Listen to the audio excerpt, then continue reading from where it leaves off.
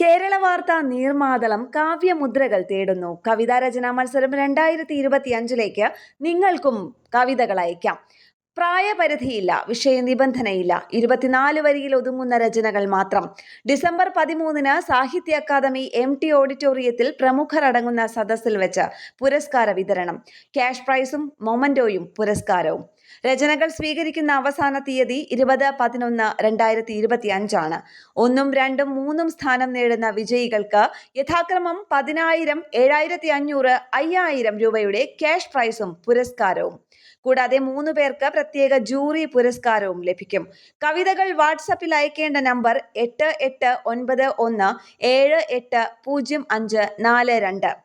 ഇതോടൊപ്പം ലക്ഷ്മി വെങ്കിടേഷ് സ്മൃതി പുരസ്കാരവും സമ്മാനിക്കും. 10,000 രൂപയും മൊമന്റോയും അടങ്ങുന്നതാണ് പുരസ്കാരം.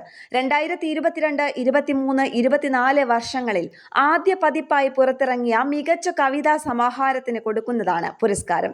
കവിതാ സമാഹാരങ്ങളുടെ 3 കോപ്പികൾ താഴെ പറയുന്ന വിലാസത്തിൽ 20/11/2025 അയക്കാം. പത്രാധിപർ, കേരള വാർത്താ ദിനപത്രം, രോഹിണി പ്ലാസ, കൊക്കാല ജുമാ മസ്ജിദിന് സമീപം, തൃശൂർ 680021. കൂടുതൽ വിവരങ്ങൾക്ക് 9446230972 എന്ന നമ്പറിൽ ബന്ധപ്പെടാവുന്നതാണ്. വേഗമാകട്ടെ, നിങ്ങളുടെ കാവ്യമുദ്രകൾക്കായി കേരള വാർത്താ നീർമാതളം സാഹിത്യവേദി കാത്തിരിക്കുന്നു.